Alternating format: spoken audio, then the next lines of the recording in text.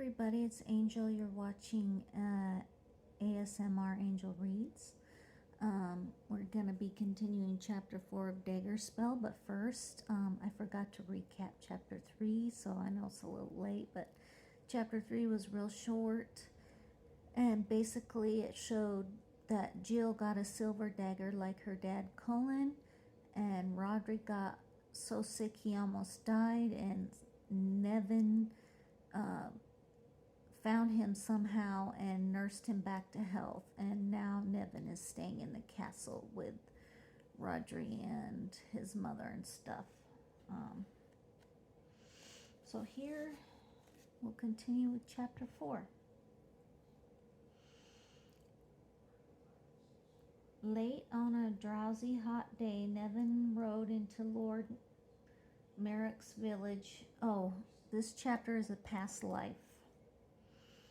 Late on a drowsy hot day, Nevin rode into Lord Merrick's village of Blade or Burr. It wasn't much of a place, a handful of houses, a blacksmith forge, not even a proper tavern.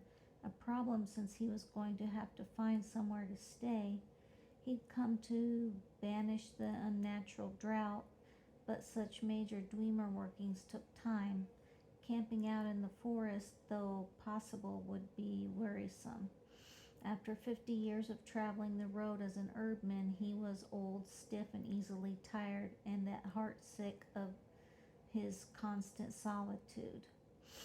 Round the village well stood 3 women holding their water buckets while they gossiped. When Nevin led his pack mule and horse over, they smiled and greeted him with aching curiosity. With aching curiosity of the perennial bored. I guess it means they're bored and they want to gossip. At the news that he was an herbman, the smiles grew even broader. "Now that's a welcome thing," one woman said. "Will you be staying long, good sir?" "I was thinking of it. I need to search the woods and fields for more herbs, you see. Do you know of anyone who take in a lodger? I can pay, of course." The 3 women thought hard, running over their own domestic arrangements aloud, and finally reaching the reluctant conclusion that they had no room. "Now there's Banna," one of them remarked. "She's got that little hut in the back of her house." "She'll talk the poor man's ear off," said another. "But who else has a hut?" said the first. When the conclusion was reached that no one else did, Nevin got directions to the farm where Banna, a widow, lived with her only son. Nevin found the farmstead about a mile down the road, a big enclosure behind a low, packed earth wall. Since the gate was open, he led his horse and mule inside and looked around. In the muddy yard stood a big stone round house, a cow barn, various sheds for chickens and such like, and off to one side a shabby wooden hut in the shade of a poplar tree. When Nevin called out hello, a young sandy-haired man hurried out of the cow barn with a rake in his hand. You might hear my husband swearing and cussing. He's watching a soccer game right now and his team's not doing so good.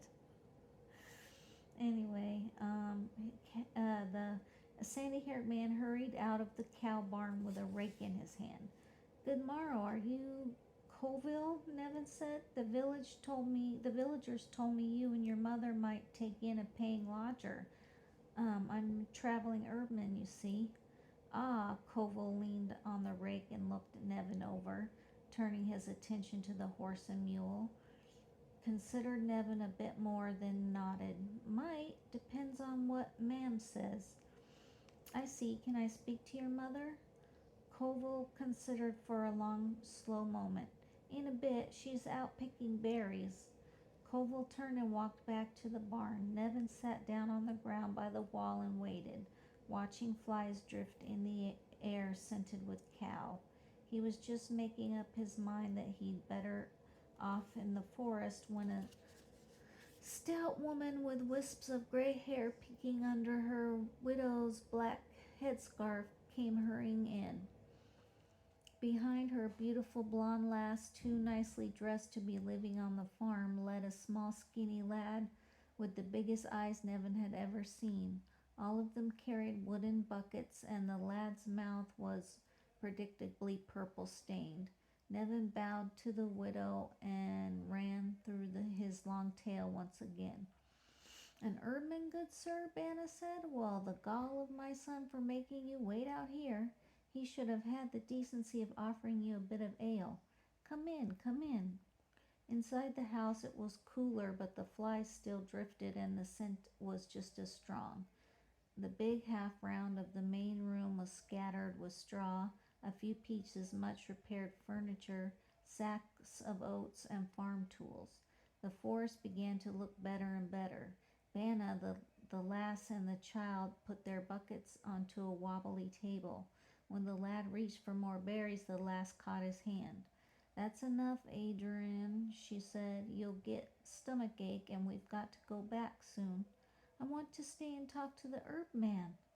Maybe another day, but he'll be gone another day. Nevin started to make some trivial remark, but the words froze in his mouth as he glanced at the lass and recognized the soul in her eyes. Yasala, by the gods. Yasala is not an important character, but she was Rodri's mother, I think, in the first life, which I don't remember her name, so she's not important. Well, good sir, Adrian said, won't you be gone? Oh, I doubt it, Nevin hurried, collecting his wits. I'm just here to ask good Banna if she'll let me stay in her hut. Oh, I'm sure we can work on something out, Banna said. A bit of coin will be welcome. So here, Addo, the next time Kata brings you to visit, you can talk to the herbman. While Banna was showing him the hut, she was more than glad to tell Nevin about Kata, the youngest daughter, who had gotten herself a good place up in Lord Merrick's dun as a servant for the bard's woman. Banna also made it quite clear that Adrian was the son of the bard and his wife. She repeated it several times lest Nevin think her daughter had a bastard. The hut itself was small, with packed earth floor, a tiny hearth, and one narrow window with a cowhide drape for want of a proper shutter. Nevin decided it would have to do. While he unpacked his goods from his horse and mule, Banna swept the dust out of the hut and covered the floor with fresh straw. After she shooed Banna out, he spread his bedroll in the curve of the wall and arranged his canvas packs of herbs opposite, and dumped his saddlebags and cooking pots by the hearth. He sat down in the middle of the floor and looked over his new home, such as it was. So Yasala's here, Nevin thought, or rather Kata. I mustn't make that mistake. She was the first sign he'd had in 50 years that he might be drawing close to the soul of who once was Bragawin of the Falcon. Since his youth, he'd looked constantly for her to be reborn as he wandered the kingdom, with only the chance that it's more than chance to guide him. Although he'd been expecting her to come back immediately, so that when she in her new body was about 15, he'd be only 36, young enough to marry her. The lords of the weird had chosen otherwise, with their usual contempt for man's vanity. He had never found her. Though he was growing weary with age, he felt no sign of sickness, no omens of approaching death. As his level of Dwemer, he should have been able to foretell his death by now in order to make the proper plans for leaving life, but he saw nothing. The lords of the Weirs had accepted his rash vow literally. He would never rest until he found her and set things right. Yasala had a hand in that tragedy, Nevin remarked on the fireplace. It was just possible that the lords of the weird would bring them together again. The fireplace started back in silence, which Nevin took as doubt. The fireplace stared back in silence, which Nevin took as doubt. It would still be worth taking a look around while he worked on banishing the drought. He could imply he could simply announce his presence as a Earthman and get himself invited to visit Lord Merrick's dun. Oddly enough, it was the bard's son who provided Nevin with the even easier entry into the dun. The very next day, Addern came down to see him. Nevin was honestly surprised because he'd assumed that the lad's interest was only childish curiosity. "Do you mind if I see the herbs and things?" Addern said. Am I in the way? Da says I'm always in the way." "Not in the way at all. Maybe you can help me, in fact. Are there any ruined or abandoned farms around here? Certain kinds of herbs grow in land that's been allowed to go fallow, you see, and those are the kinds of herb I need to pick." "There's one, truly. There was a farm, and Lord Synod of the Boar said it was his, but our Lord said it was his, and so they fought over it. So the farmer got scared and just left, and now there isn't anyone there to fight over." "Oh, ye gods! Well, that's a pack of noble-born warriors for you. Don't you like riders and battles and stuff?" "Not truly, but I suppose you do. Lads usually do." "I don't." Addern wrinkled his nose. "I'll never be a rider when I grow up. It's just being cattle thieves. I don't care what anyone says."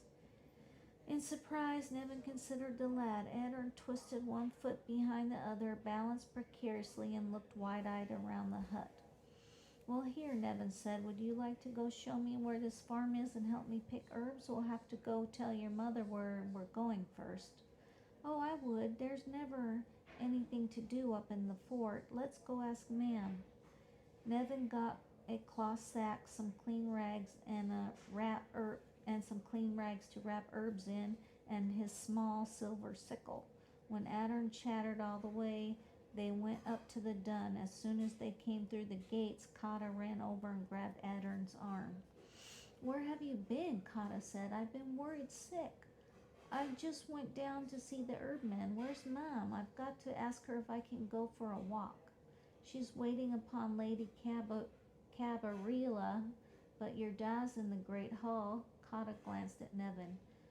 "Shall I tell our lord's lady that you're in the village, sir? I'll wager she'd like to look at your herbs."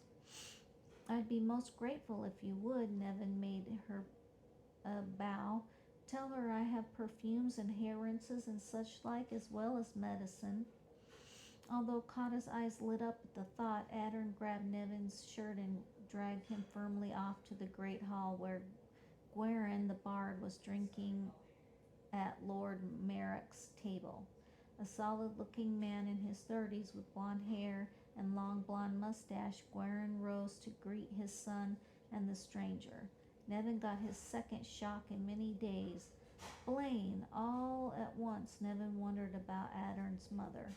Oh, ye gods, he thought, Bragawin can't be married to another man, but even as he thought it, he had the uneasy feeling that the lords of the weird were laughing at him. While Addern chattered out his request, Gwarin listened with a pleasant smile. "Very well," he said, "if that's truly all right with you, good sir." "It is. Your son's remarkably bright. Good bard. I always enjoy teaching someone a bit about herbs." After an afternoon of gathering yellow dock feverfew and mallow in the abandoned fields, Nevin took Addern back to the dun and returned to his hut. He trimmed up the plants, cut off the useless parts, and laid the leaves and stalks out carefully on a clean cloth to begin drying. As he worked, his mind ran restlessly of its own accord. Blaine and Yasalo here together? He had never expected to see the other cross in his and Bragawin's tragedy again. It was ominous, troubling, making him wonder if his burden of the weird was heavier than he ever dreamt. So many lives were ruined along with hers, he thought, and all because of me and Garrett. He decided that tomorrow he'd take his wares up to the dun and get a good look at the bard's woman. Until then, he put the matter firmly out of his mind. He had other work to do. Just at sunset, Nevin left the farm and went down to the river bank, where he found an ash tree and sat down under its spreading branches to watch the river.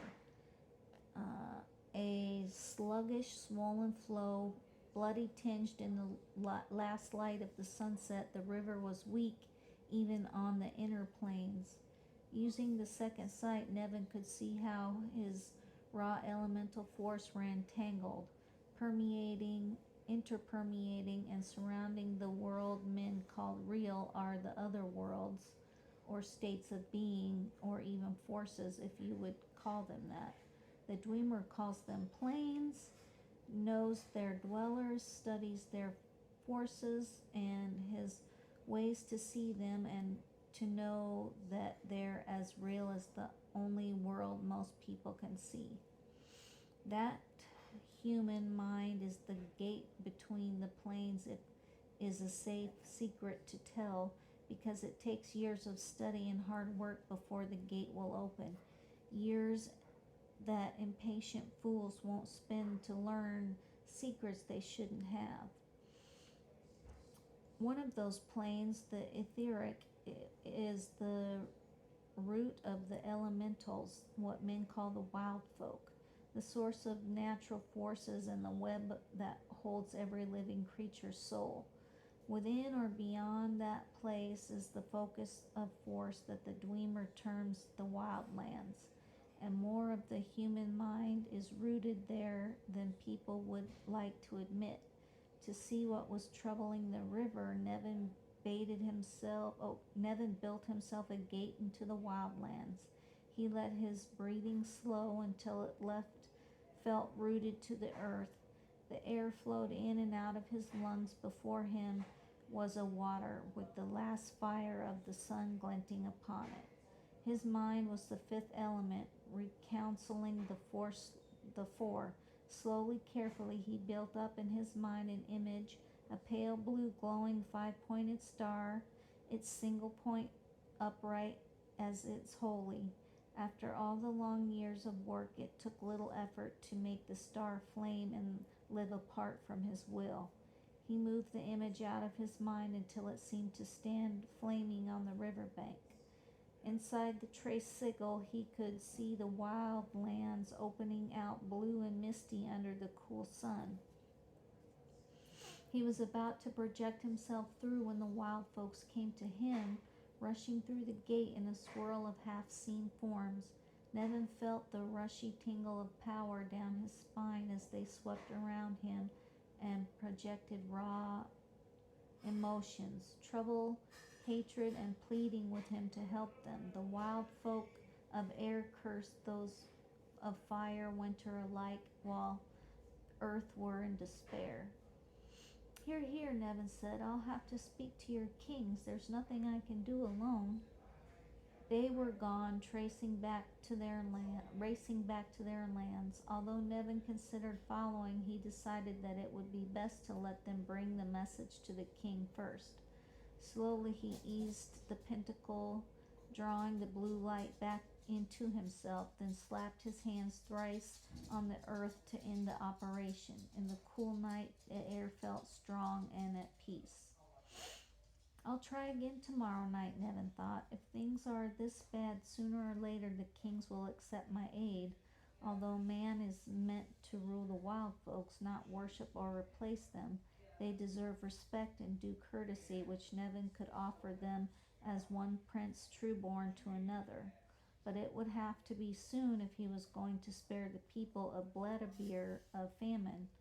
If this drought continued much longer, the crops would be past saving. Early on the morrow, when the day was still cool, Nevin returned to the Lord's dun to lay his wares before Lady Gabriella. She received him in the women's hall, where her serving women and maidservants were gathered to see what this traveling peddler had to offer. As he laid out packets of herbs, promanders, and the cosmetic preparations on the table, Nevin sur- surreptitiously studied each woman in turn.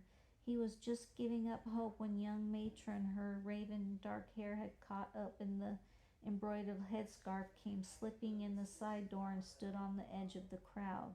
For all of her different features and colorings, Nevin could think of her as only his Bragawin. "There's our Lysa," said Cabiella, and said Cabiella comfortably. "Nevin, this is the bard's wife." Nevin wondered why he'd ever been so stupid as to think his weird would work out cleanly. He bowed over Lysa's hand and mumbled some pleasantries, which she returned. As their eyes met, she recognized him. He could see the sudden flash of joy in her dark blue eyes, then bewilderment, as she doubtlessly wondered why she was so pleased to see this old man. That flash of joy was so much more than Nevin had believed possible, that for the joy of seeing her again he was willing to endure the harshest of weirds. The horse sacrifice took place out in the sacred oak grove at the edge of the village. On the appointed day, just before sunset, the villagers and the Lord's household formed a ragged procession by the village well. Lord Mayorrock knelt before Oban, the high priest, and handed over the reins of the splendid white stallion. While Oban held the horse, the young priest decorated the bridle with mistletoe.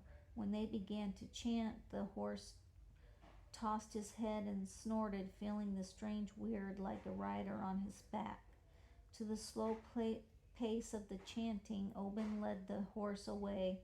Lord Maroc scrambled up and fell in behind, with the rest of the crowd following him. The procession wound through the grove, filled with long pillars of golden sunlight, and came to an altar deep within. Unlike that in the temple, this altar was a rough slab of barely worked stone. Wood for a large fire lay ready upon it. While Oban held the horse, the young priest came forward, struck flint on steel, and lit the kindling. Oban watched narrow-eyed. If if the fire caught poorly, the day was cursed, and the sacrifice would have to be postponed. As the flames danced up bright and strong, the crowd sank to its knees. Guerin took the chance to move well back to the edge since he had Adern with him. He wanted to be a good distance away from the horse when the horse met its weird. As the chanting droned on, Adern twisted around to look over the crowd. Men on one side, women with tiny children on the other. Everyone who lived within 20 miles was here to beg the gods to spare their crops. When Guerin looked over the women, he saw Lysa and Kata well to the back. Kata with a scarf ready to hide her eyes. Aesern was asleep in his mother's lap. The chanting grew faster and louder, and the flames rose high. "Da," Adern whispered. "This is a waste of a good horse." "Hush, don't talk at rituals." "But nothing's going to happen till the full moon." When Guerin threatened a slap, Adern fell silent. A young priest took the nervous horse reins, and Oban, who stepped in front of the altar, raised his arms high into the air and began to beg the god for mercy, of his voice rising and quickening faster and faster until he cried out in a great sob of supplication. A priest blew on the brass horn and rasping ancient cry down from the dawn time. Then silence. Oban took the bronze sickle from his belt and approached the horse, who tossed up its head in terror. When the brass horn blared, the horse pulled back, but the bronze sickle swung bright in the firelight. The horse screamed, staggering, blood gushing, and sank dying to its knees. Adern began to sob aloud. Guerin threw his arms around him and pulled him into his lap and let the child bury his face against his father's shirt. He was wise to hide his eyes as the priest began dismembering the horse with long bronze knives. From the bard lore, Guerin knew that the dawn time the victims would have been a man rather than a horse represented the god's growing mercy to his people, but the knowledge would have been no comfort to his tender-hearted Adern. The horns blew again as the priests worked, their arms bloody to the elbows. As Oban cut a strip of bleeding meat and wrapped it in thick fat from the horse's thigh, with a long wailing chant, he said the sacrifice in the midst of the flames. The fat sputtered and caught, flaring up a smoky halo. Great bell, Oban cried. Have mercy, the crowd sighed. The young priest blew a great blare on the horn. The rite ended soon after. Since Adern was weeping as if his heart would break, Guerin picked him up and carried him as he looked desperately around for Lysa in the scattered crowd. Instead, he found Nevin, who was leaning against a tree watching the flame-lit altar with a sour smile. "Oh, here, Addo," Nevin said, the smile disappearing. "It's all over now. It's a pity, sure enough, but the poor beast is dead and beyond suffering." "They shouldn't have," Adern sobbed. "It won't even do any good." "It won't, but what's done is done, and you'll be best not to talk of it right here where people can hear you. They need to think it will help." Slowly, Adern sniffled himself to silence, wiping his face on his sleeve. Guerin kissed him and set him down, taking his hand and drawing him close. "Well, Bard," Nenna said, "do you think this will bring rain?" "Maybe it will, maybe it won't, but either way the gods will be pleased." "True spoken and pious of you, truly." The old man walked off, leaving Guerin puzzled and more than a bit uneasy. As the crowd disappeared toward the village, Guerin finally saw Lysa hurrying to meet them. Just behind came Kata with one of the riders who was carrying a small sleeping Aesern. When Guerin recognized Tannic, he was annoyed. Here he'd told Dorian to keep this young lout away from Kata. As he thought about it, he realized he'd seen a lot of Tannic lately, still hanging around the lass, sitting near her when she and Lysa were in the ward, or walking conveniently to meet them when she and Lysa were leaving the dun.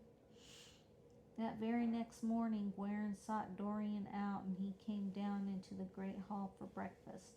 He waved the captain over to the side of the hall where they could be private and put their complaint to him. Dorian looked honestly surprised. "Well, curse the little bastard. I did talk to him, Guerin, and here he managed to convince me he didn't give a pig's fart for Kata. There's nothing like lust to make a man lie. Here, I'll have a word with the lad myself later." It was afternoon before Guerin could get away from his lord's side long enough to go look for Tannic. But when he found him, he found Kata with him, out in the ward. Tannic was grooming his horse while Kata stood beside him. She was telling him some long, complex tale about her elder sister, while Tannic listened with an occasional nod. As Guerin strode over, Kata made him a hurried curtsy. "I'm sure your lady wants you," Guerin said. With one last smile in Tannic's direction, Kata ran for the tower. Tannic looked up, then curry comb in his hand. "My thanks," Tannic said. "By the hells, doesn't that lass ever hold her tongue?" "Every now and then. You can't find it as displeasing as that. You seem to seek out her company whenever you can." Tannic looked at him with barely concealed contempt. "Maybe I do, maybe I don't. What's it to you?" "Maybe nothing at all, as long as you fancy yourself a married man someday. I warn you, if Kata ends up with child, I'm speaking to Lord Merrick about it. I didn't care how many men in the warband you get to lie and swear they've had her too. She'll be your wife." Tannic's hand tightened on the curry comb so hard that Guerin was surprised the wood didn't crack. Rather than pushing things to a formal exchange of insults, Guerin turned and walked away.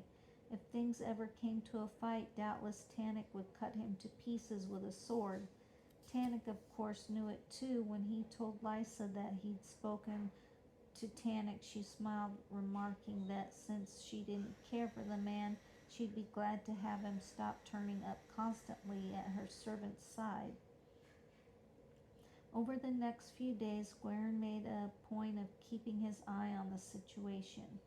At first, Tannic seemed to have taken the warning to heart, but the morning came when Guerin saw Lysa, Kata, and the boys walk across the ward, and Tannic hurried over to walk with them. Guerin hurried downstairs and ran to catch up with them. At the first sight of him, Tannic made the woman a hasty bow and went back to the barracks. "Now, ye gods," Kata, Guerin snapped, "your mistress has spoken to you. I've spoken to you. You can't get it through your pretty head that he's the wrong sort of man for you." Kata sniveled, grabbing her handkerchief from her kirtle and dabbing her eyes. Lysa patted her gently on the arm. "Guerin's right," Lysa said. "Here, let's go up to the chamber where it's cool and have a nice talk." "I want to walk with Da," Adern said. "Can I, Da?" "You may." Guerin held out his hand. "We'll have a nice stroll and let the women have their chat." They walked down to the river, a trickle of water in the mud, and sat down in the rustling dry grass. Without a breath of wind, the heat clung around them. Adern stretched out on his stomach and in the grass and plucked a dead stalk to play with. "Da, don't you like Tannic? You don't like Tannic, do you?" "I don't, do you?"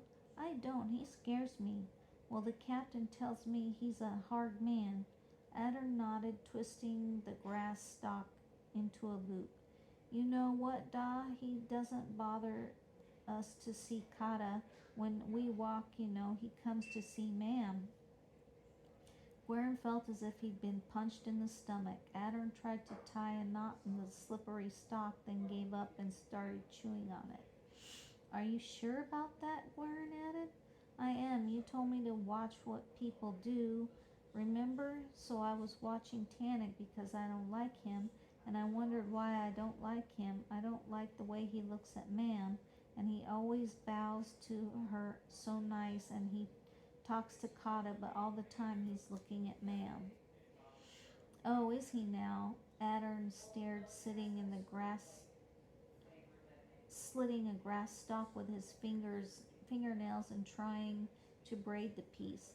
Guerin looked at the sluggish river and felt his rage flaring. Just as when a spark gets into dry grass, it creeps along, smokes, then flares into a sheet of flame, racing along the meadowland. Thus that bastard, Guerin thought, and does he think I'll back down without a fight over this? "Da, what's wrong? Don't look like that." "Oh, not, lad. Just worried about the cursed drought." "Don't. Nevin's going to fix it." Guerin forced out a smile. He had no time to worry about silly prattle about the Erdman. "Let's get back to the dun. It's a bit hot out here, and there's a thing or two I want to keep an eye on." Thanks for listening. I'll post this soon.